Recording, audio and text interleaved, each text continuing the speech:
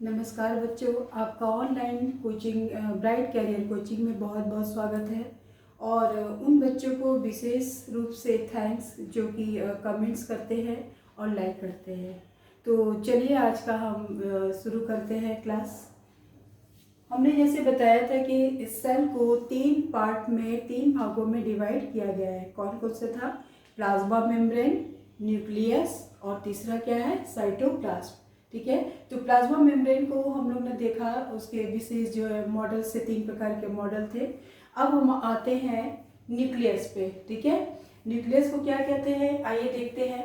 Nucleus is the most important components of the cell. क्या है nucleus? ये components है इस सेल का विशेष रूप से इंपॉर्टेंट कंपोनेंट्स होता है। क्यों? क्योंकि ये जो सेल की जो जितनी भी एक्टिविटी होती है, ठीक है, सेल में जितनी भी एक्टिविटी होती है उसको कौन कंट्रोल करता है? न्यूक्लियस कंट्रोल करता है। ठीक है, इसीलिए इसको कहा गया है ब्रेन ऑफ द सेल। क्या कहा गया है बेटा? Brain of the cell. मतलब कि जैसे हमारा बॉडी है, हमारा बॉडी पे जितने भी हम एक्टिविटी करते हैं वो सारा हमारा ब्रेन कंट्रोल करता है। ठीक है, उसी प्रकार से उसी टाइप से सेल की जितनी भी एक्टिविटीज वगैरह होती है वो कौन कंट्रोल करता है? वो न्यूक्लियस कंट्रोल करता है। ठीक है, अब सेकंड पॉइंट में क्या है? The cell nucleus was discovered by an English botanist Robert Brown in 1831। तो इसको किसने डिस्कवर्ड किया था? इंग्लिश बोटनिस्ट थे। इंग्लिश बोटनिस्ट थे, नाम क्या था उनका? Robert Brown. कब किया था? 1831। जैसे कि हमने पहले भी बताया है कि 1831 और किसी कुछ बुक्स में वहां पे 33 भी लिखा हुआ है। ठीक है, 1833। अब आते हैं थर्ड पॉइंट क्या है, आइए देखते हैं बच्चों। The nucleus also known as karyon and it study is known as karyology. जो न्यूक्लियस होता है, न्यूक्लियस को हम क्या नाम से जानते हैं? कैरियन भी कहते हैं। न्यूक्लियस को एक दूसरा नाम क्या बोलते हैं? कैरियन। तो न्यूक्लियस की स्टडी को, कैरियन की स्टडी को क्या बोलेंगे हम? कैरियोलॉजी। ठीक है, क्या बोलेंगे बच्चों? कैरियोलॉजी। अब क्या फोर्थ पॉइंट देखते हैं। Nucleus is the primary carrier of hereditary material in the cell. तो और क्या है nucleus? Primary carrier of hereditary material in the cell. जो सेल डिवीजन के समय, ठीक है, जब सेल डिवीजन होती है तो उस समय जो हेरिडिटरी प्राइमरी कैरियर होती है वो क्या होती है? ये न्यूक्लियस ही करती है। ठीक है, प्राइमरी कैरियर क्या करती है? ये न्यूक्लियस ही करती है, हेरिडिटरी मटेरियल को ले जाती है, सेल डिवीजन में ये पार्टिसिपेट करती है। ठीक है, अब क्या आते हैं, आइए मेनली क्या है, न्यूक्लियस को फिर हम 4 पार्ट्स में डिवाइड करेंगे। न्यूक्लियस को कितने पार्ट में डिवाइड करेंगे? 4 पार्ट्स में हम डिवाइड करेंगे। कौन कौन से पार्ट्स हैं? Nuclear membrane, nucleoplasm, chromatin, nucleolus. क्या क्या है बेटा? Nuclear membrane, nucleoplasm, chromatin and nucleolus. ठीक है, अब आओ हम एक एक चीज जो है टॉपिक वाइज एक एक जो इसकी टॉपिक है उसको हम देखते हैं कि क्या होता है। अब जैसे बात आती है न्यूक्लियर मेम्ब्रेन, तो न्यूक्लियर मेम्ब्रेन क्या हो जाएगा? न्यूक्लियर मेम्ब्रेन जो न्यूक्लियस की जो आउटर जो स्टेज जो मेम्ब्रेन होती है उसको बोलते हैं न्यूक्लियर मेम्ब्रेन। तो मेनली क्या होता है? न्यूक्लियर मेम्ब्रेन 2 प्रकार की होती है, 2 टाइप्स की होती है, आउटर मेम्ब्रेन और उसके बाद ये क्या है? ये इनर मेम्ब्रेन। ये बाहर क्या है? ये आउटर मेम्ब्रेन है, बाहर की तरफ है, इसलिए इसको बोलेंगे आउटर मेम्ब्रेन है। और जो इनर साइड में उसको क्या बोलेंगे? Inner membrane. इसमें क्या है? न्यूक्लियर मेम्ब्रेन देखिए, न्यूक्लियस इज सेपरेटेड। ये करता क्या है? जैसे न्यूक्लियर मेम्ब्रेन है वो किससे सेपरेट करता है? ये करता है, देखो साइटोप्लाज्म में ये न्यूक्लियर मेम्ब्रेन सेपरेट करता है। तो देखिए nucleus is separated from surrounding cytoplasm by a nuclear envelope karyotheca. Nuclear envelope को क्या बोलते हैं बेटा? कैरियोथिका। याद रखना बच्चों, न्यूक्लियर एनवलप को क्या बोलते हैं? कैरियोथिका। ये न्यूक्लियस है, इसके ये पूरे सेल्स है, उसमें सिर्फ ये न्यूक्लियस है। तो यहाँ साइटोप्लाज्म तो सारे चारों तरफ से होगा ना। ठीक है, और इसमें भी क्या होता है? ये न्यूक्लियस, इसमें भी होते हैं plasma.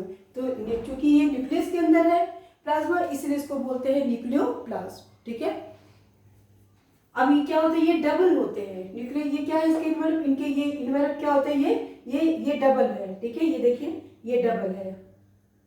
The pre-nuclear space between outer and inner membrane at late, ठीक है, मेम्ब्रेन, ये क्या होता है, पेरी न्यूक्लियर, ये होता है क्या है, पेरी न्यूक्लियर। देखिए क्या है पेरी न्यूक्लियर, क्या है, ये देखिए आउटर मेम्ब्रेन कहाँ था, ये देखिए आउटर मेम्ब्रेन हो गया, ये क्या हो जाएगा, इनर। इनके बीच जो होता है ये जो स्पेस होता है इसको क्या बोलेंगे, पेरी न्यूक्लियर, ठीक है।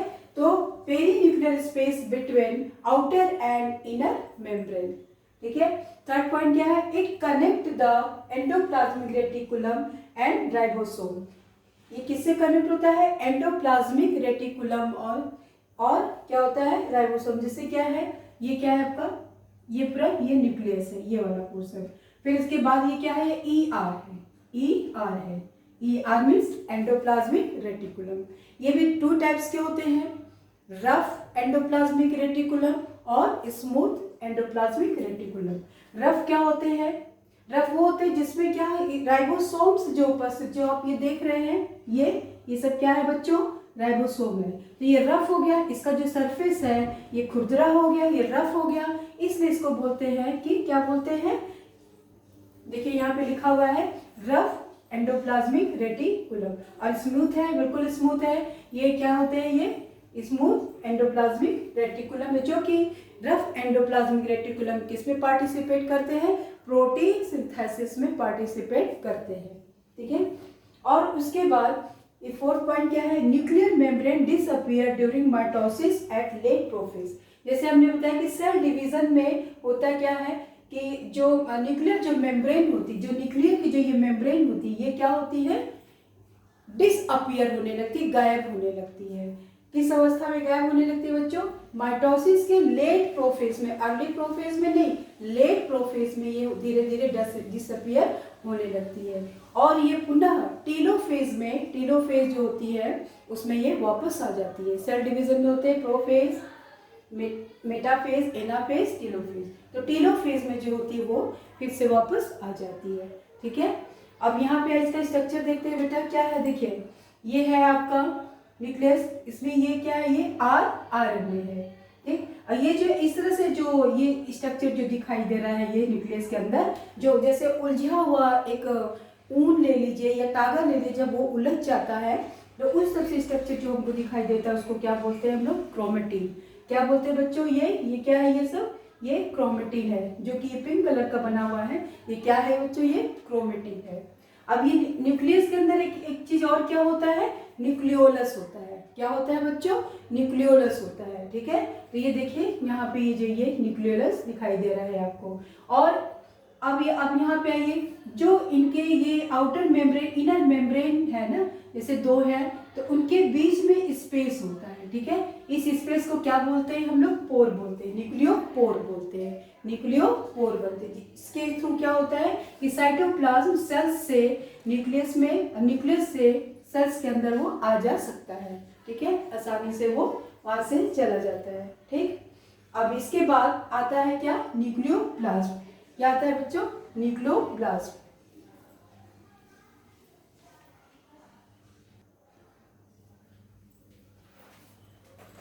आइए बच्चों अब हम आगे बात करते हैं। सबसे पहले क्या था हमारा था न्यूक्लियर मेम्ब्रेन, फिर न्यूक्लियोप्लाज्म, फिर क्रोमेटिन एंड न्यूक्लियोलस, ठीक है। ये 2 हो गया, ये 3 हो गया और ये 4 हो गया।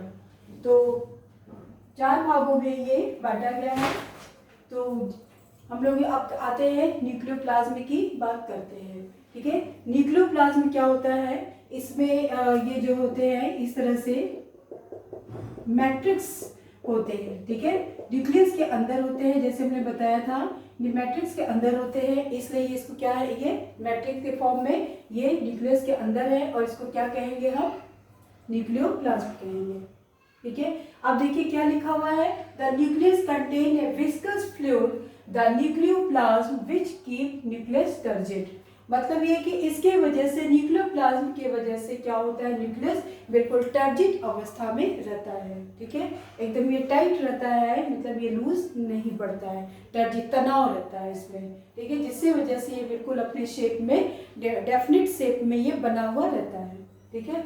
सेकंड क्या है, nucleoplasm does not contain cytochrome oxidase and succinic dehydrogenase. ये बच्चों ये पॉइंट आप लोग सब, ये जो नोट इस पे लिखा हुआ है बोर्ड पे, व्हाइट बोर्ड पे, आप लोग प्लीज अपने कॉपी में इसको नोट कर लीजिए, ठीक है। तो क्या नहीं होता है, ठीक है, क्या नहीं होता है, not contain cytochrome oxidase and succinic dehydrogenase, absent होता है, ठीक है।